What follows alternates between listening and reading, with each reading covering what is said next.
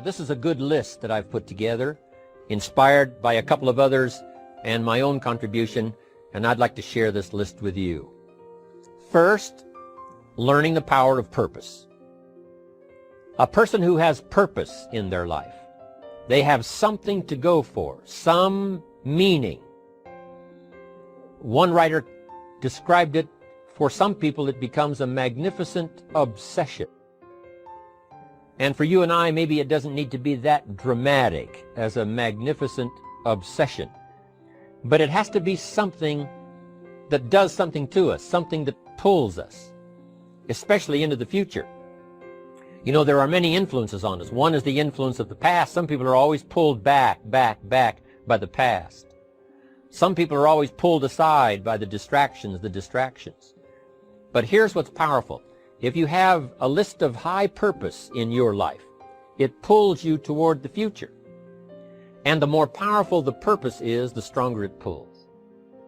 And here's the other great advantage if you have purpose for the future. It pulls you through all kinds of challenges and all kinds of difficulties. If you don't have these strong purposes for the future, it's easy to get swallowed by a bad day. It's easy to be almost annihilated by a poor month. And it's easy sometimes to almost disappear beneath the waves of a year that goes backwards if you don't have something to pull you beyond that year. So if you want something to pull you through all kinds of challenges, all kinds of difficulties and things that come at you, you got to have something on out there beyond today, beyond next week, beyond next month, beyond this year, that pulls you into the future. And the clearer it is, the stronger it pulls. The more dynamic it is, the more it affects your life, your spirit, your heart, your soul. It also creates imagination. It gets your mind working on how to achieve that purpose. And if your mind will work, and if your heart works, and if your spirit works, and if you have good input, like good ideas, I'm telling you, there isn't anything you can't accomplish. So that's one of the great powers that'll make a variable of you, and that is purpose. Here's the next one, self-confidence. Where does self-confidence come from? And this is the best advice I can give you on that. Not neglecting, first of all, the small daily disciplines. Self-confidence really comes from feeling good about yourself. And one of the best ways to feel good about yourself is at the end of the day to know that you poured it on. You did your best. If you conducted a meeting, you did the best you could. If you made a phone call, it was the best phone call you could possibly make. If you wrote a letter, it wasn't a casual letter, it was your best letter. At the end of those kind of days, when you feel good about yourself, self-confidence starts to rise. You know that if you can have this kind of a good day, you can have another one the next day, and those days become the weeks become the months, and the month becomes a powerful year. Self-confidence comes from the lack of neglect. If you will not neglect to do the small daily disciplines, that's where self-confidence comes from. Part of good health is self-confidence. I know I'm going to be healthy. I take the Herbalife products. I eat the apple a day. I walk around the block. I do the jogging on the beach. At the end of the day, when you've really poured it on and you've done all the stuff, self-confidence grows. That self-confidence affects your health. It affects your future. It affects your psyche. So this is true. One of the great powers is self-confidence. Self-confidence means willingness to do whatever it takes to achieve. Some people say, well, I'll do it for a little while and see what happens. You know, I'll try a couple of things. If that doesn't work, I'm out of here. And all of us know that that kind of person doesn't have much of a future. But if you're willing to do whatever it takes, if I have to learn a couple of things, I will learn those things. If I got to learn 5 or 6 things, I'll learn all 6.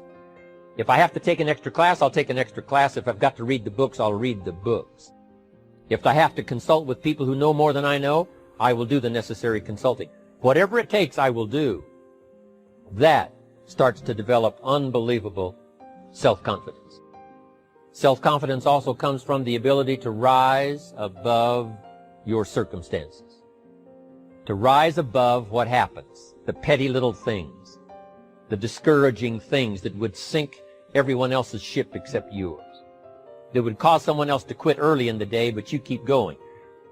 That kind of willingness to overcome all circumstances, whether it's the little challenges or the big challenges. If you're willing to do that, I promise you, this kind of power will work for you, and in you, the variable, it'll make a difference.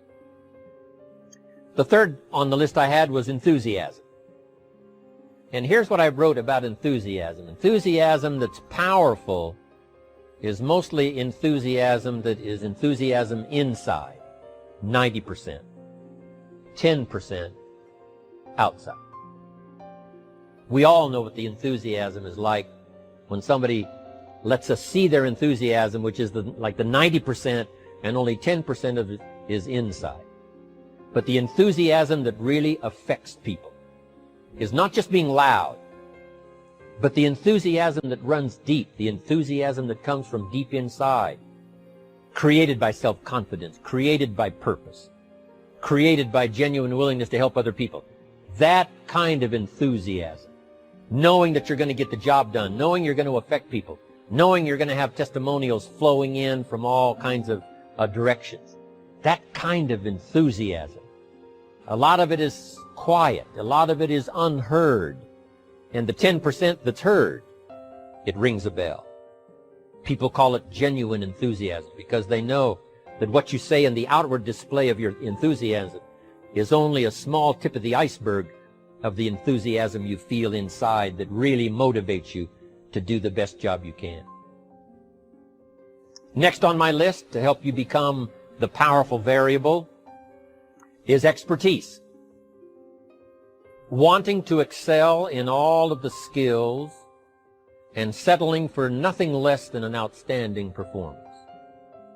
If you're willing to be the best in your field, if you're willing to demand of yourself excellence in skills, to be the best that you can possibly be. In the training, do the best you possibly can. In doing a workshop, do the best you possibly can. Developing the skills of using your personality, developing the skills of language, developing the skills of influence, developing the skills of organizing. If you're willing to be an expert in all of the skills, Herbalife has the way for you to invest those skills and not only make a handsome living, not only make a lot of money, but if you would so desire and if it would be your purpose, a chance to make your fortune. Expertise, excellence in skills. Here was the next one on my list, making a powerful contribution to you, the variable, and that is preparation. Well prepared. And preparation, of course, involves a whole lot of things. A big share of our life is preparing, getting ready. When we go to the first grade in school, we're just preparing for the second grade. After we've finished 2 grades, the 2 grades prepare us for number 3. Sometimes it seems like a long, excruciating time. And the time will just seem like it'll never come when we can finally have the performance that we really want. But it takes time to prepare. It takes time to get ready. And the decisions you make in the preparation time, those are the decisions that last for a lifetime. Preparing to have a good day. It's that preparing, maybe the night before, maybe the couple of days before the day that you're going to put everything together. The preparation for a meeting means that you've taken it serious. The preparation for doing a workshop means you're serious about the workshop. You want to make the best contribution. That kind of preparation is important. But here's preparation that's very vital, and that is to prepare yourself for success. Life seemingly does not wish to waste success on the unprepared. Life says, why waste a fortune on this person? They're not prepared to do the right things with it. They're not prepared to use it wisely. If a fortune was bestowed upon this unprepared person, it would probably be wasted. The people that could have been touched won't be touched. What could have been done won't be done because this fortune will have been wasted on the unprepared person. So not only look for fortune, not only look for the promise, but prepare yourself. And ask of yourself, what can I do to make myself ready?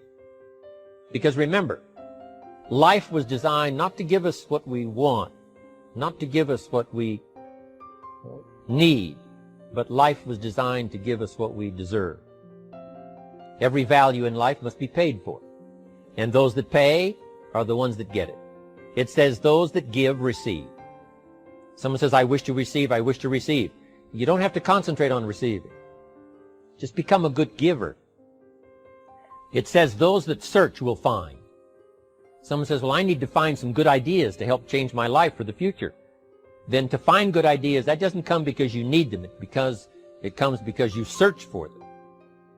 If you want good ideas, you got to go after them. You got to go to the class, you got to go to the workshop, you got to go to the training, go to the book, right? You got to go to the journal, right? Go where good ideas are being taught. Go searching, go looking, because good ideas are not going to be wasted on those that are not seeking, searching, well prepared. So, prepare yourself to be ready for fortune when it comes, to be ready for challenge when it comes, to be ready for opportunity when it comes. Opportunity comes along and passes by the person that is not well prepared. I want to prepare myself this year for next year.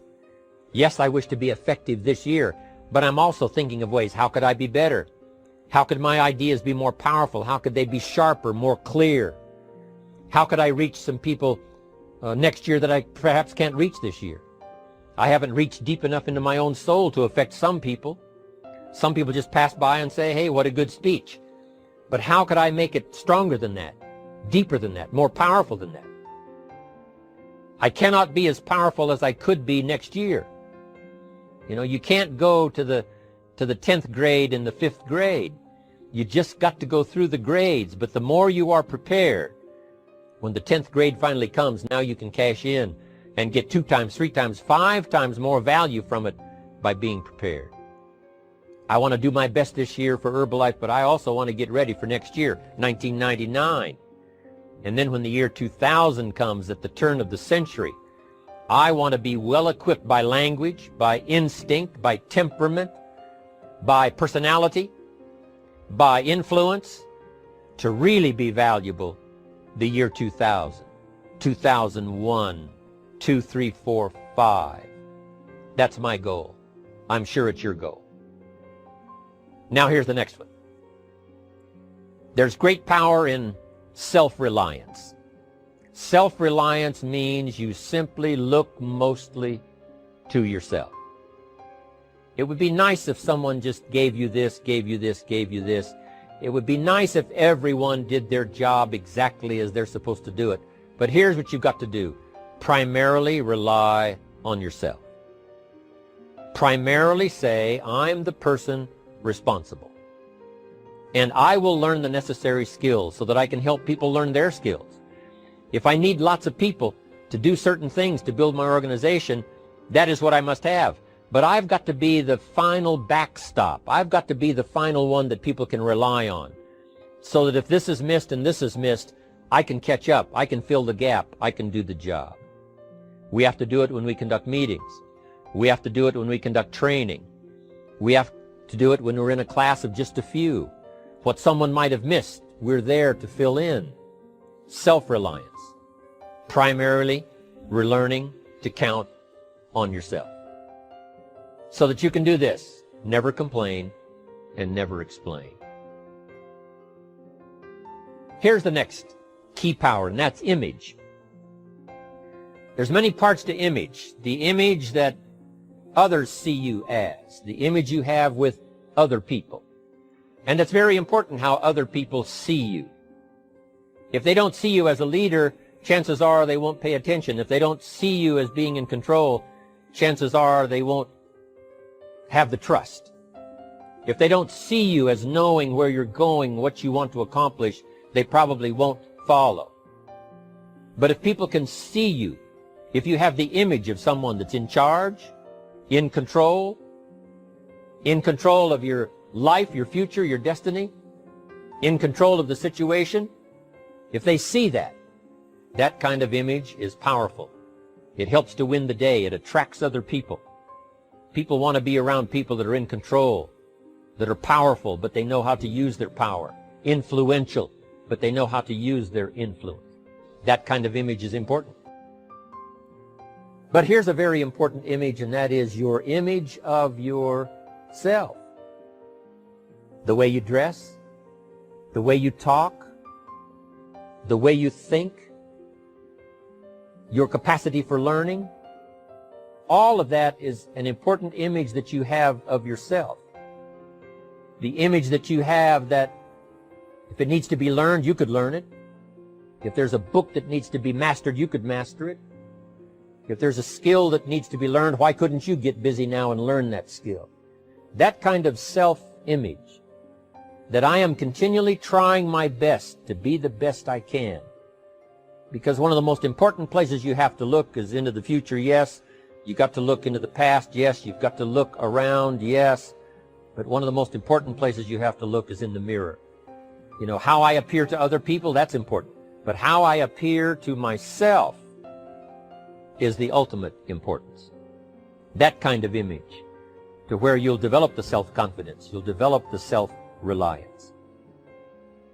Now here's another one in my rather short list. The next word is character.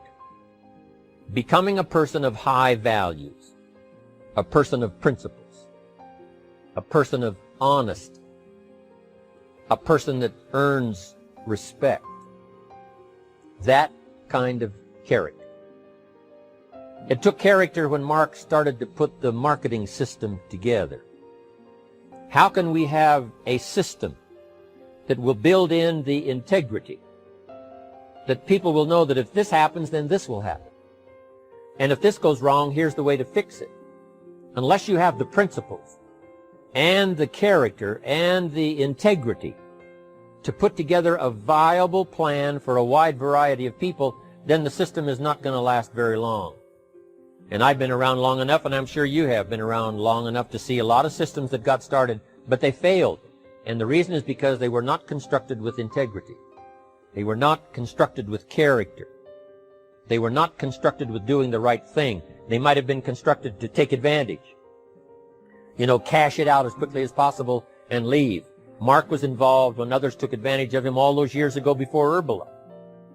When someone took advantage and didn't have the character, didn't have the principles, and didn't have the character to stay, the character to see it through, the character to do the right thing. So this is important, to develop the character within yourself, that people see you as honest, as fair, willing to do the right thing, willing to be helpful, but always willing to walk the center line, not to pass the line.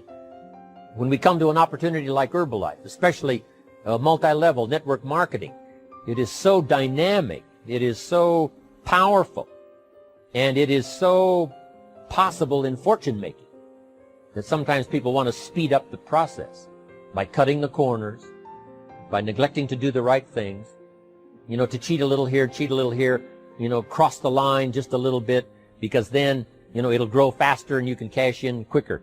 Not necessary here. Doing Herbalife right will build your fortune longer and stronger than trying to cut the corners and not doing it right. If we'll have the integrity that Mark had when he started it, and keep perpetuating that we will do the right thing by the marketing system, the right thing by a distributor who has a customer and they take care of that customer belongs to that distributor. That kind of integrity in the marketing system, the kind of integrity we have among each other, the kind of character we have to rely on each other, because here's what we cannot do. We cannot do this by ourselves. Mark's got to count on me. I've got to count on Mark. We've got to count on the president's team. The president's team has to count on the chairman's club for advice and counsel. We have to count on the millionaire team, the tabulator team, the world team. We've got to count on the distributor. We've got to count on the distributor giving the right message to the potential customer. We've got to count on the distributor giving wise counsel to the new recruit, teaching them the right way, the Herbalife way, the principled way, the character way. Vitally important. Building and developing your own character. Now here's another one. It's called self-discipline. Self-discipline, all of us have a challenge with that. Because sometimes it's easy, and especially if you're working hard, doing the best you can, it's easy sometimes to let up and let it go. But remember, So many people, especially now that we're as big as we are around the world, are counting on what we do. At home office, they have to be careful. They have to be disciplined. It's easy for the person who ships the product from Herbalife says, oh, well, I'll wait until tomorrow to ship it. And then they go home and sleep like a baby.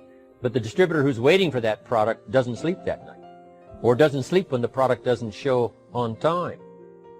But if everybody will have the discipline to say, I will do the best job I can. I will make mistakes, of course, because we're all human, but I'll try to remedy those mistakes and do the best job I can. That kind of self-discipline that understands how important your part is in all of the functions that work.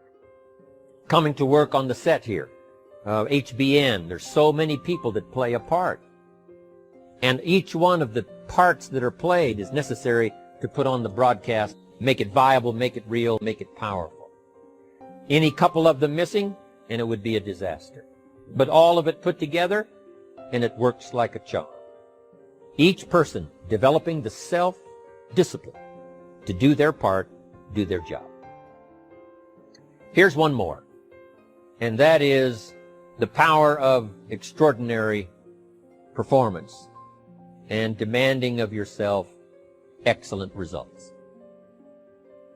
This is so important. If you want to live extraordinary, you must do extraordinary. If you want an extraordinary income, you must do extraordinary things.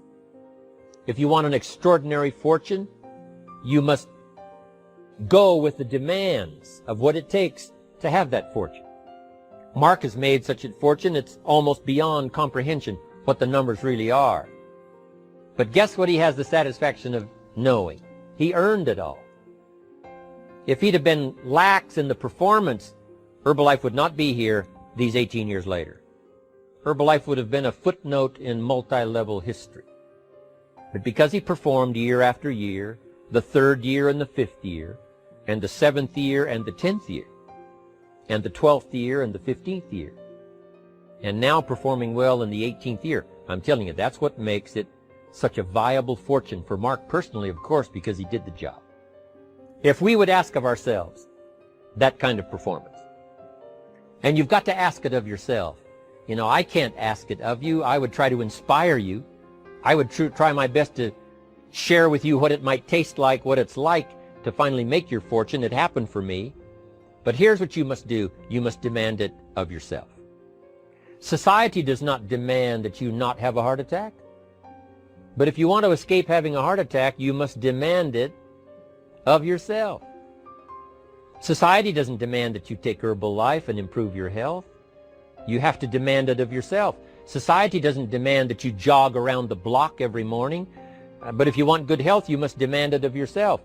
Society doesn't demand that you read a couple of books a week and improve your intelligence and your knowledge. That you must demand of yourself. Society does not demand that you build a financial wall around your family nothing can get through. That's not a demand of society. But you must demand it, if you wish it, you must demand it of yourself.